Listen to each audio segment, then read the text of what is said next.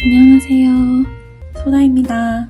오늘은 제가 캐나다 온 지 39일 정도가 되는 날이라서 한 달이 넘었기 때문에 제가 한 달 기념 저 혼자의 잠혼자답 Q&A 영상을 가져왔습니다. 다들 질문을 하진 않으셨지만 가끔 몇몇 분들이 DM으로도 질문해주시고 댓글로도 물어보신 것들도 있고 하기 때문에, 그리고 또 이거 보시는 분들은 워홀에 관심이 있으셔서 보시는 거일 거 아니에요. 그래서 제가 궁금할 만한 것들을 정리해서 가지고 왔습니다. 시작할게요. 일단 첫 번째, 워홀을 간 이유. 저는 20살 때부터 워홀을 알고 있었어요. 이런 게 있다는 걸. 근데 자세히 안 알아봤죠. 어린 마음에 그냥 그런 게 있구나 하고 넘겼어요. 근데 제가 지금 적은 나이가 아닌데 20대 후반이거든요. 일을 하다가 어쩌다가 동료 선생님이랑 워홀 얘기가 나온 거예요. 근데 그게 약간 불씨가 됐던 게, 그 얘기가 나오면서 그냥 가슴속 깊이 있던 워홀이 한 번 더 상기되면서, 그래서 어떻게 알아보다가 지금이 타이밍이겠구나 하고 바로 그냥 저질렀습니다. 저는 제가 살면서 몇 번 안 되는 그 느낌이 있어요. 이건 해야 된다는 느낌? TMI지만 제가 직업을 완전히 다른 걸로 바꿀 때가 있었거든요. 그때도 그 느낌이었어요. 근데 그 느낌이 워홀 준비할 때도 같은 그런 삘로 와가지고 무조건 지금 아니면 못 가겠구나 싶었습니다. 그리고 저는 옛날부터 영어를 좀 배우고 싶긴 했었어요. 근데 아무래도 한국에서는 진짜 끈기가 있어야만 가능한데, 옛날에 막 회화학원 다니다가 말고, 아니면은 혼자 영어 단어 맨날 30개씩 50개씩 외우다가 또 말고 막 이랬거든요. 그 쉐도잉도 막 해보고 하는데 이게 힘든 거예요. 그냥 저는 완전 강제로 영어를 써야 되는 환경에 저를 한번 놔보고 싶었어요. 2번. 왜 캐나다인가? 저는 원래 호주만 알고 있었어요. 워홀을 가는 나라는 호주만 알고 있다가 찾아보니까 캐나다가 있는 거예요. 근데 그때가 12월 말이었거든요. 중순인가 말쯤이었는데 제가 막 찾아볼 때쯤 다음 주에 캐나다가 25년 선발이 시작된다는 거예요. 그래서 신청해보자. 되든 안 되든 일단 신청해보자 해서 12월 말에 제가 신청을 했어요. 근데 1월 첫째 주에 선발이 바로 돼버렸어요. 그래서 결정한 것도 있고, 그리고 생각을 해보니까 잘 선택한 게, 뭔가 호주는 제가 굳이 워홀로 안 가도 언젠가는 여행으로 갈 것 같은 느낌이에요. 근데 캐나다는 제가 살면서 여행으로 가고 싶다고 생각한 나라에 없었거든요. 그냥 내가 가보고 싶다 이런 나라가 아니었기 때문에, 아예 그냥 관심 밖에 있는 나라였기 때문에 미국을 가면 갔지 캐나다는 진짜 생각을 안 했거든요. 그래서 차라리 워홀로 캐나다 생활을 해보는 게 너무 좋은 경험이 될 것 같아요.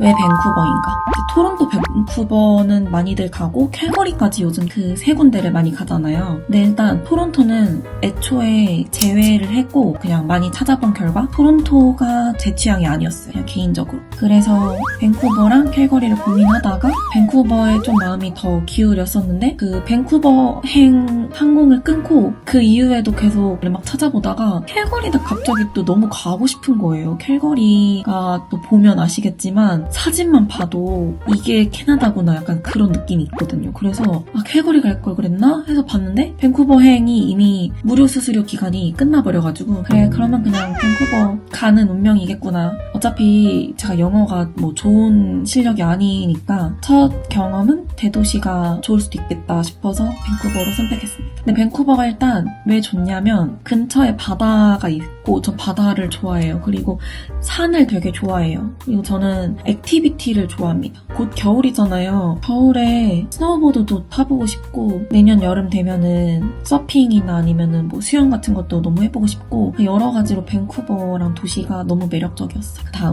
그래서 워홀 최종 합격까지 순서를 제가 정리를 해봤어요. 정리해보니까 일단 12월 26일 날 제가 프로파일 신청을 했습니다. 아까 제가 12월 말에 했다 했잖아요. 그래서 12월 26일 날 신청하고 1월 9일에 인비테이션 선발이 됐어요. 진짜 운이 좋았던 거예요. 바로 됐기 때문에. 그 다음에 1월 16일 날 신체 검사를 했고요. 그리고 1월 26일 생체 인식 바이오메트릭스를 등록했고 2월 5일 날 최종 합격이 됐습니다. 그리고 제가 2월 25일 날 항공권을 샀어요. 합격이 2월 초에 됐기 때문에 저는 25년도 2월까지 나가면 되는 거였어요. 코업은 생각해 본 적 없는지. 저는 코업이라는 거는 아예 모르고 있었어요. 그냥 워홀만 알고 있었기 때문에 코업은 생각 안 해보셨냐고 물어보신 분이 있으셨어요. 근데 그냥 이름만 들었지 제가 막 찾아보진 않아서 어떤 건지 잘 몰랐거든요. 근데 코업이 되게 좋더라고요. 공부랑 일이랑 둘 다 할 수 있는 그런 게. 저는 아예 몰랐기 때문에 안 했던 거고, 만약 알았으면은 두 개 중에 고민을 하지 않았을까 싶습니다. 영어 실력. 오기 전에 제 영어 실력은 그냥 저는 개인적으로 진짜 못해요. 그래서 1월에 인비테이션 선발이 되고, 일단 선발되면 떨어질 일은 거의 없어요. 그래서 거의 합격한 거나 다름없거든요. 그래서 제가 1월부터 8월까지 7개월 정도를 화상 영어를 했었는데, 그 영상 보시면 아시겠지만 제가 진짜 영어를 못했어요. 진짜로. 예를 들면 이런 거예요.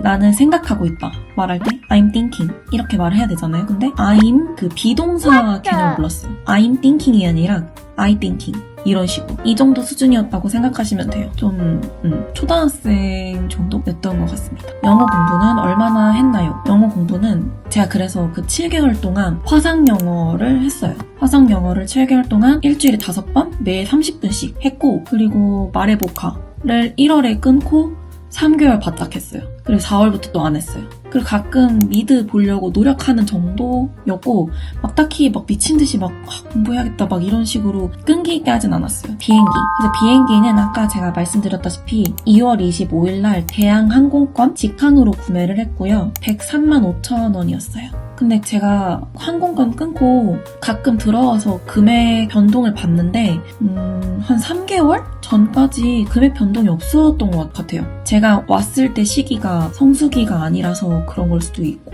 네. 그리고 보험은 마이뱅크로 했습니다. 마이뱅크로 제일 많이 하기도 하고, 그리고 보험을 몇 개도 보긴 했는데 제 비자는 2년짜리이기 때문에 2년짜리 보험이 있는 게 몇 개 없었어요. 한두 개? 그 중에 하나가 마이뱅크였고 제일 금액이 합리적이었기 때문에 마이뱅크로 했습니다. 금액은 23만 8천 원을 줬어요. 그리고 카드는 제 주거래가 국민이라서 국민 체크카드를 쓰고 있어서 그거를 일단 가져왔고요. 그게 마스터카드예요. 그리고 새로 발급받은 게 신한 솔트래블 카드 발급받아서 2개 가지고 왔습니다. 신한 솔트래블 카드는 환전이 일단 가능하고요. 여기서도 사용이 가능해요. 비자 카드 이런 거 있으신 분들은 마스터 비자 2개 다 가져오시면 혹시 모르니까 도움이 되지 않을까 싶습니다. 다음, 핸드폰은 제가 원래 쓰고 있던 핸드폰은 살렸어요. 문자도 받아야 되고 가끔 인증번호를 받아야 되는 게 있다고 들어서 KT 알뜰폰으로 구매를 했고요. 500메가 플러스 2기가 통화 60분, 문자 60건 해서 한 달에 1,900원짜리를 들었고요. 그리고 지금 쓰고 있는 거는 이심을 사용하고 있습니다. 파이도로 했고, 왜 파이도로 했냐면 그 3가지가 있어요. 그 제일 많이 쓴 통신사가. 근데 그 3개 중에 제가 그 가입한 시점에 프로모션이 파이도가 제일 좋았어요. 파이도 50기가 로 3사 요금제를 들었습니다. 근데 이게 제가 가입한 기준으로 말씀드리자면 첫 달에 34불 플러스 텍스가 12%가 붙어서 39불을 원래 내야 되고요. 거기에 가입비를 따로 내야 돼요. 첫 달엔 70불. 그래서 첫 달에는 109불을 지불을 했고요. 그 다음 달부터 기준으로 7개월 동안 10불씩 차감이 돼요. 그래서 39불, 마이너스 10불, 마이너스 자동이체 할인이 또 있었어요. 5불. 그래서 총 다음 달부터는 24불씩 낼 수 있습니다. 7개월 동안. 그래서 7개월이 다 지나면 첫 달에 냈던 가입비를 다 돌려받을 수 있고요. 그 이후부터는 다시 39불에다가 자동이체 할인만 해서 낼 것 같아요. 그리고 다음, 임시숙소.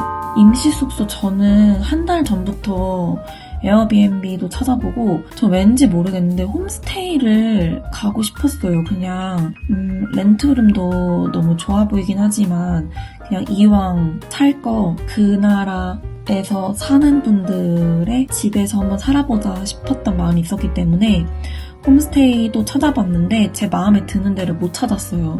찾았었는데 한 군데를 거기가 12월 말부터 받는다고 해서 거기가 아니면은 진짜 없었기 때문에 그래서 에어비앤비를 2주간 예약을 했고요. 금액은 122만 6천 원을 냈습니다. 비싸기는 해요. 근데 알고 예약했어요. 어쩔 수 없었어요. 그냥 에어비앤비가 수수료도 많이 떼고 하지만 어차피 임시 숙소니까 이런 생각으로 그냥 에어비앤비를 했습니다. 어떤 기준으로 구했냐면 일단은 여기는 임시잖아요. 그래서 너무 다운타운이랑 멀면 일단 안 되고 다운타운에서 한 최대 40분? 3, 40분 안으로 갈 수 있는 그 위치로 잡았고요. 그리고 리뷰를 봤어요. 리뷰 다 이렇게 보고 특히 한국인 분들 리뷰 있는 거 좀 참고하면서 괜찮은지 확인하고 갔습니다.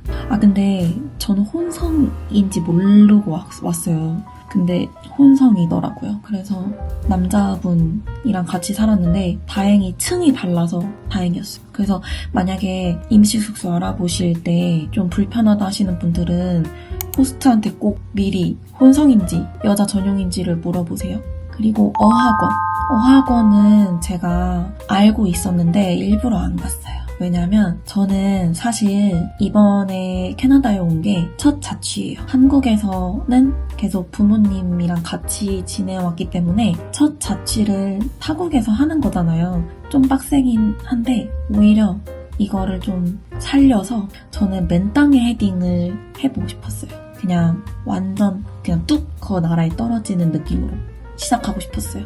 그래서 막 어학원 간 사람들을 보면 초반에 거기서 친구들 사귀고 막 그 친구들이랑 막 놀러 다니면서 막 외국인 친구들 사귀고 하는데 저는 그냥 제 힘으로 친구를 사귀어보고 싶었어요. 그냥 모르겠어요. 그냥 A부터 Z까지 그냥 제가 하고 싶었어요. 비싸기도 하고 보면은 친구 사귀거나 아니면 초반에 적응을 더 잘 할 수 있게 하는 그런 거라고 저는 들었거든요. 그래서 일단은 아예 생각도 안 했어요. 첫날 느낀 점. 저는 서양권 나라가 완전 처음이에요. 일단 여행으로도 간 적이 없어요. 공항에서부터 쫄았거든요. 이미그레이션 하러 갈 때부터 직원분들이 좀 딱딱하고 옷도 좀 경찰복 같은 그런 거 입고 계셔가지고 그때부터 좀 쫄아 있었어요. 저 원래 그렇게 막 쪼는 그런 성격이 아닌데 첫날 좀 위축됐다고 해야 되나? 그래서 토기 정착 비용을 말씀드릴게요. 제가 이거를 정리를 해놨어요. 한국에서 준비한 비용을 말씀드릴게요. 일단 신체 검사비 22만 원이 들어가는데 제가 비형 간염 보균자이기 때문에 74,000원을 추가로 내고 추가 검사를 했어야 됐어요. 그래서 29만 4,000원이 나왔고요. 그리고 비자 발급비가 있어요. 그게 35만 원. 그리고 항공권 103만 5천원, 임시숙소 122만 6천원, 보험비 23만 8천원, 그리고 다이소에서 제가 여러가지 생필품을 진짜 많이 샀는데 기초 화장품도 있고 그냥 다이소 진짜 많이 갔거든요. 최소 30만 원은 쓴 느낌이 들어서 다이소 30만 원. 그리고 쿠팡에서 제가 전기장판도 사고 뭐 또 여러 가지 샀기 때문에 쿠팡 12만 원. 그리고 어떻게 보면 화상 영어도 뭐 워홀을 위해서 한 거니까 굳이 따지면 제가 매달 12만 원씩 냈는데 7개월을 했다고 했잖아요. 그래서 84만 원이 들었고요. 그래서 총 440만 원이 들었습니다. 이거는 한국에서 쓴 돈이에요.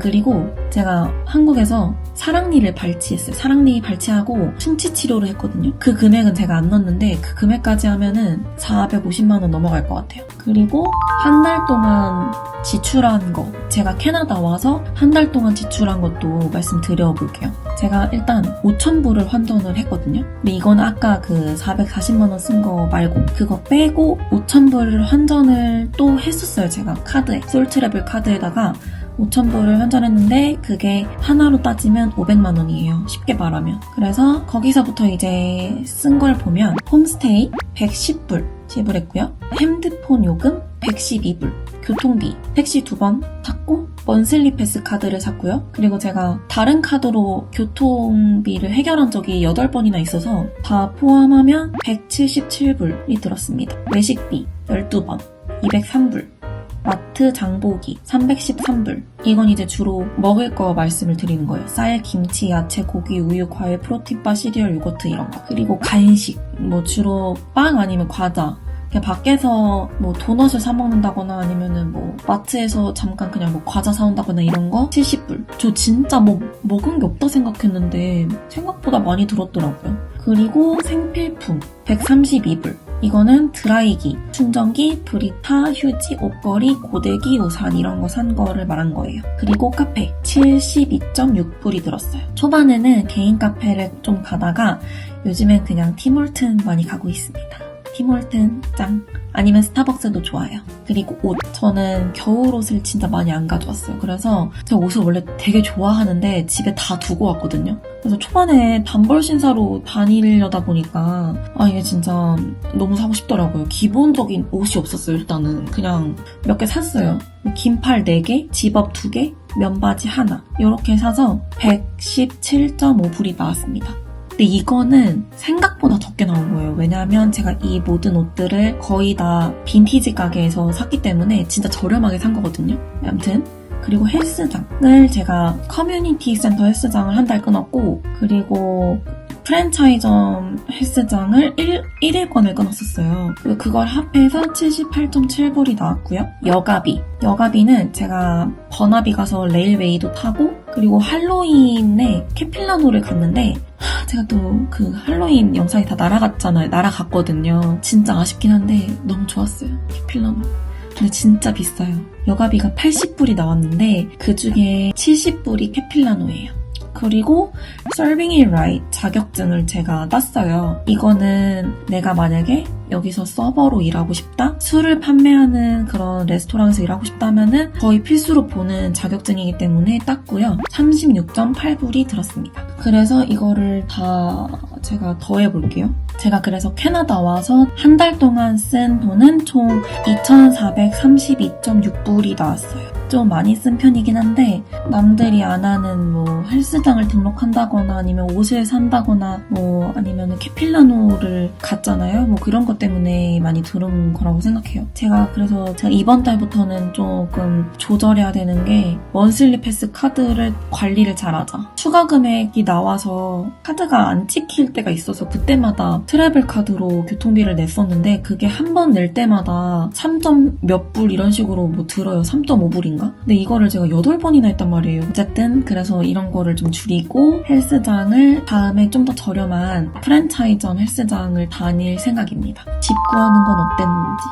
제가 집을 임시 숙소에서 2주 정도 살아봤잖아요. 스테이를 살아보고 싶었는데 이게 또 홈스테이도 잘 맞아야지 그 같이 사는 그 가족분들이랑 저랑 성향이 또 맞아야지 그 집 생활이 또 맞을 거 아니에요. 근데 이거를 모르는 상황에서 홈스테이를 장기 계약을 한다는 게 좀 두려웠거든요. 그래서 룸렌트까지 알아보자 싶어가지고 페북에 마켓플레이스 가서 룸렌트 막 검색도 해보고 연락도 해보고 맨날 알아보고 연락하고 했는데 진짜 연락이 잘 안 오더라고요. 그리고 제가 마음에 드는 집이 별로 없었기도 했고 뷰잉을 막 보러 다닐 때 사실 룸렌트 집도 한번 뷰잉을 가보고 싶었는데 기회가 없었죠. 괜찮은 룸렌트 뷰잉이 잡히기 전에 저는 이제 운이 좋게도 제가 마음에 들었던 홈스테이를 발견했기 때문에 홈스테이로 오게 됐습니다. 근데 너무 만족해요. 홈맘이 그럼 이제 저랑 대화할 때 제가 문법 틀리거나 뭐 말 못하거나 하면은 선생님처럼 막 이렇게 고쳐주시고 거의 엄마 내지는 선생님이에요. 너무 착하시고 제 방도 나쁘지 않아요. 제가 지금 책상에 앉아있는데 임시숙소에서 책상을 너무 갖고 싶었어요. 누워서 있는다는 게 너무 힘들어요. 저는 누우면 잠밖에 안 와가지고 너무 만족하면서 지내고 있습니다. 자세한 건 제가 나중에 집 관련된 영상을 한번 찍을 수 있으면 찍어볼게요. 외롭진 않은지. 제가 외로움이라는 걸 잘 못 느끼는 사람이에요. 원래 한국에서. 근데 물론 그럴 수 있어요. 왜냐면 자취한 적도 없으니까 내가 혼자 있는 시간이 있어도 좀 있으면 부모님이랑 만나. 진짜 타국에서 생활하면요 안 느낄 수가 없는 것 같아요. 진짜 초반에는 제가 막 여기 캐나다 온 게 얼마나 설레요. 초반에는 뭐 돈 걱정이 뭐가 있어. 뭐 일을 빨리 구할 걱정이 뭐가 있어. 초반 진짜 임시숙소에서 지낼 때는 돌아다니면서 노는 거에 바쁜데 여기저기 다니다가 그냥 문득 드는 생각이, 아니 이렇게 지금 경치가 좋은 곳을 보고 있는데 이 감정을 공유할 사람이 없네? 이런 생각이 드는 거예요. 몰랐는데 저는 이제 그런 감정을 공유한 성향인 사람이었던 거죠. 그래서 제가 또 혼자 여행을 한 적이 없어요. 몰랐던 거죠. 근데 그때 좀 외로운 게 이런 건가? 약간 그런 생각이 들더라고. 좋은 곳에 가고 맛있는 걸 먹어도, 근데 이게 한국에서 혼자 하는 게 아니라 완전 그냥 나라는 존재를 아예 아무도 모르는 곳에 와서 나 홀로 있는 느낌이니까 진짜 누가 그러더라고요. 이 타국에서의 외로움은 그러니까 깜깜한 바다에 부표 위에 누워서 둥실둥실 떠다니는 그런 기분이래요. 근데 제가 그게 어떤 기분인지 조금 알 것 같은 거예요. 그래서 진짜 솔직히 임시숙소 있을 때 좀 외로웠거든요. 말할 사람이 일단 없고, 뭐 말을 내가 할 때는 주문할 때 밖에 없으니까 좀 친구 사귀고 싶다, 일하고 싶다. 그래서 일을 하고 싶었어요, 그때. 그래서 일하고 싶다, 친구 사귀고 싶다 막 이러다가 홈스테이를 들어오고 나서 여기 같이 지내는 이제 룸메 친구들이랑 이제 홈맘이랑 그래도 좀 사람이 있으니까, 그리고 좀 이게 저는 어느 정도 이제는 적응이 된 것 같은 게 받아들인 것 같아요. 이거는 당연한 현상이구나. 그냥 나뿐만이 아니라 그냥 모든 타국에서 지내는 사람들은 다 똑같은 그런 생각을 가지고 있겠다. 나만이 아니다 싶어가지고 그냥 받아들이니까 그냥 이 외로움도 하나의 저의 성장 과정이라 생각하고 받아들이고 있어요. 그래서 요즘도 가끔 친구가 아직은 뭐 이렇게 많지가 않으니까 좀 뭔가 좀 외롭다까진 아니지만 좀 허전한데? 약간 이런 생각 들 때 그냥 전 그것도 즐겨요. 내가 이런 감정도 겪을 수 있는 사람이구나. 약간 그런 생각하면서 견디다? 그냥 그걸 즐깁니다. 그냥 여기 와서 벌어지는 모든 것들을 흡수하려고 지금 노력하고 있어요. 뭐 외로운 것도 흡수하고 영어로 인한 그런 벽 같은 것도 그냥 그러려나 보다. 그럴 수 있지. 더 열심히 공부해야겠다 하면서 그냥 흡수하고, 뭐 만약에 지금 제가 또 잡을 구하고 있는데 안 구해지고 있어도 그럴 수 있지. 이러다 보면 구해지겠지. 약간 이런 느낌으로 받아들이고 있습니다. 마지막 질문. 잡 구하는 중인데 어떤지. 네. 제가 잡을 구하고 있거든요. 오늘 11월 7일, 그러니까 2주 전부터 잡을 구하기 시작했어요. 레주메를 작성을 하고 프린터를 해서 돌리고 다니는데 만만치가 않습니다. 진짜로. 잡 구하게 되면 자세하게 더 설명하긴 할 건데 모르고 온 게 아니기 때문에 어느 정도 각오는 하고 있었어요. 구하기 힘들다는 걸. 근데 정말 연락이 안 오고 있어요. 2주 됐다고 했지만 2주 맨날 나가서 막 이렇게 돌린 건 아니고 진짜 각 잡고 돌린 건 한 5일? 6일 정도 되는데 오프라인 가서 레주메를 드랍한 건 30군데 정도 되고 인디드로 넣은 건 진짜 60군데 정도 된 것 같아요. 근데 딱 한 군데 왔어요. 거기가 제가 거리를 못 보고 넣는데 너무 멀더라고요. 집에서 1시간 반 정도 되는 거리라서 못했습니다. 크리스마스 스토어여가지고 제가 지금 넣고 있는 곳은 레스토랑 서버예요. 아무튼 프론트 포지션을 지금 원하고 있기 때문에 그쪽만 넣고 있는데 그냥 아예 한 군데도 연락이 안 오고 있어서 멘탈을 잘 잡아야 돼요. 근데 저는 아직까지는 그래도 드랍하면서 다니는 게 재밌기 때문에 괜찮아요. 구해지면 좋겠지만 아직은 나쁘지 않습니다. 저는 조급하진 않고 솔직히 그냥 빨리 일하는 상황에 직면하고 싶다 할까? 그래서 그래요. 어쨌든 열심히 그냥 하는 중이에요. 네, 오늘의 자문자답은 여기까지고요. 이걸 보시는 분들은 아마 워홀러거나 예비 워홀러거나 뭐 관심 있으신 분들이겠죠? 제 대답에 도움이 되셨으면 좋겠고요. 더 질문 있으신 분들은 댓글로 남겨주시거나 아니면은 인스타로 DM을 보내주시면 제가 추가로 답변 드리도록 하겠습니다. 오늘도 봐주셔서 감사하고요. 다음 영상에서 뵐게요. 안녕!